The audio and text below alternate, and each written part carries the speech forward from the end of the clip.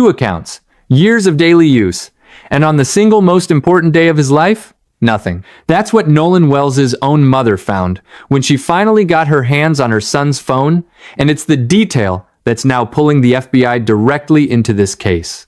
Nolan Wells was 18. He should be starting football season right now, not trending in a headline. These 2 witnesses, 2 very reliable, very credible, and very upstanding members of the community, they saw Nolan, and they've known Nolan for years. There's no chance that they made a mistake. And by the way, this can be corroborated through other evidence, other eyewitness accounts. And that's the end of it right there. His mother is still fighting for answers his family deserves, and every share, every comment, every set of eyes on this case keeps that pressure alive. If Nolan's story moved you even a little, don't just scroll past it. Like this video, subscribe, and turn on notifications, because his justice depends on people like you refusing to look away. Now, back to that phone. Greg Morse, these acquaintances that went out on the beach, I'm not razor locked on them. I'm looking at them. I'm looking at everybody. Who are these 2 witnesses? If they are telling the truth, that Nolan Wells was on Horn Island at either 5 or 6 o'clock, then the acquaintances on the Triton are in the clear. Because Morse, I know, based on their GPS, what time they left the island. So we have to keep our minds open as to what, who, what, where, why, the whole shebang. We can't lock in on those acquaintances if they had already left and he's still on the island. Is that true? I don't know. But it could be, right? Many an investigation has failed because the prosecutor did not keep their mind open as to potential suspects, right? Well, that's 100% right. You know, the police have to keep an open mind here. It's not even a criminal investigation. So 6 weeks approximately has gone by. The folks that were on the boat with Nolan, nothing has come out even remotely to indicate they were involved in some foul play at this point at all. They're just people that went out to this island with their friend. It appears their friend may have stayed afterwards, and maybe a tragedy happened. Maybe something else happened that wasn't involving them. A tragedy did happen. Nolan Wells is dead, and I'm going to find out how. But I tell you what, but you're talking about 6 weeks. About why no polygraphs have been taken. I'm just very curious. But why? Many why? defense For lawyers wouldn't dream of letting their clients. They're not suspects. Let me get to the phone. Nancy, you're turning what's not a criminal investigation and want the trappings of one. Stop it. But when you talk about polygraph, I see his lips moving.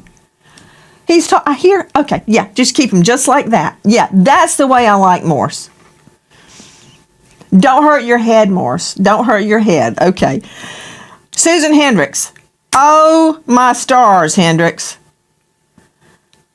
The family is now seemingly being accused of wrongdoing because they haven't handed the phone over yet. What happened back on, I've got a big note here, phone July 15.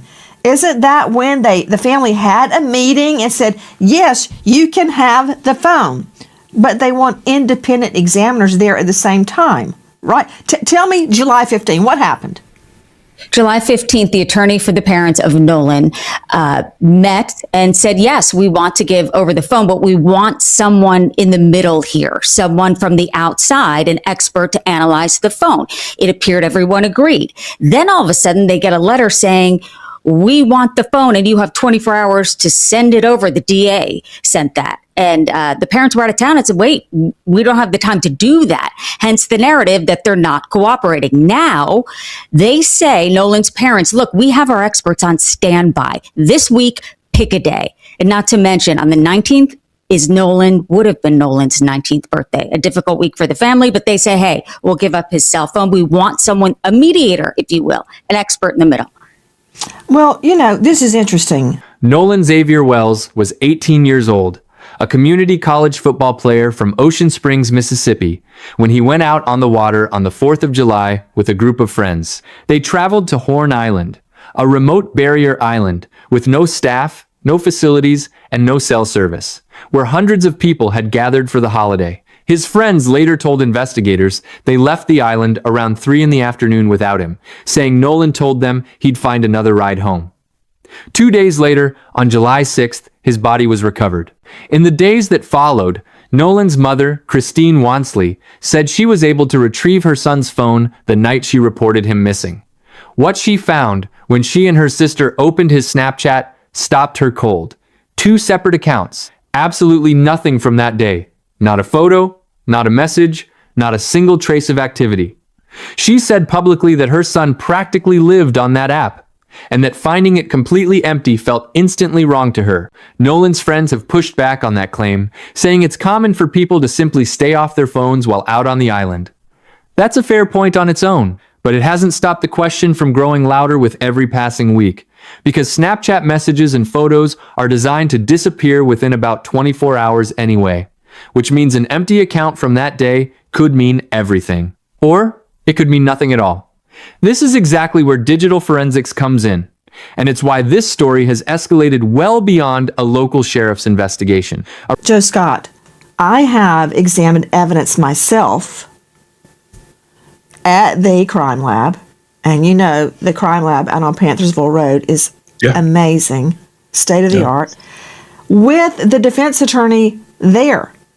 And I typically would not allow a defense team to examine the evidence unless I was there. Do I think they're going to do something nefarious?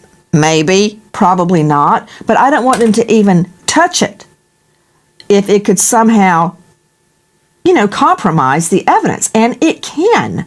A lot of the times, even touching it can compromise the evidence. So this is not unheard of, that the family wants an independent investigator there when the phone is searched.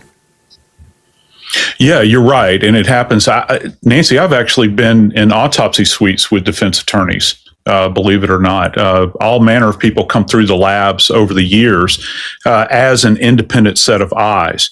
So let's just say that they do, in fact, have an independent individual examine this phone.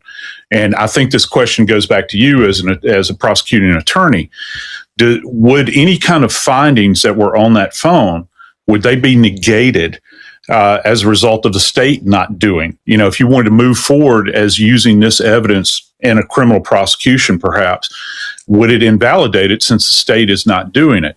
And what are you going to find? And how many hands are going to be on this phone at that given time? Are you saying that if the defense did their own investigation of the phone and the state did not, would that negate the defense findings? Yeah, because remember, we've got a grand jury that's going to be impaneled, let me tell you, allegedly. HELLYES. Because the first thing, if the shoe was on the other foot, I would do is, isn't it true? I gave you the opportunity to review the phone. Isn't that true? On this date. And you didn't do it. So don't come complaining now. A retired FBI agent who spoke publicly about the case explained that investigators can often recover what he called several layers of data from an account like this, even when content appears to have been deleted, because deletion on most platforms doesn't mean erased. It means hidden from normal view. The Jackson County Sheriff has confirmed the FBI is now assisting with the digital evidence in this case. But here's what most coverage isn't telling you plainly. As of the most recent updates, that full examination still hasn't happened. Nolan's legal team, led by civil rights attorney Ben Crump, proposed a joint forensic review of the phone involving the state, the FBI, and independent experts weeks ago. No date has been set. Meanwhile, Nolan's mother has taken her own legal action, filing subpoenas against Snapchat, Meta's platforms, TikTok, and the location tracking app, Life360, seeking any messages, photos, or GPS data tied to her son's accounts. So the ghost data everyone's talking about hasn't actually been recovered yet. Not officially, not publicly. What exists right now is a mother's suspicion, a technical possibility, and a slow-moving legal process that could either confirm her fears or put them to rest entirely. And that uncertainty, more than anything else, is what's kept this case impossible. To look a Wafo Dot, if this story has you as invested as it has us, Make sure you're subscribed to 3 True Crime Stories, because we will be tracking every development in Nolan Wells' case as it happens, and you will not want to miss what comes next. Hit that like button before you go. It tells us you want more of this, and we've got a lot more to show you.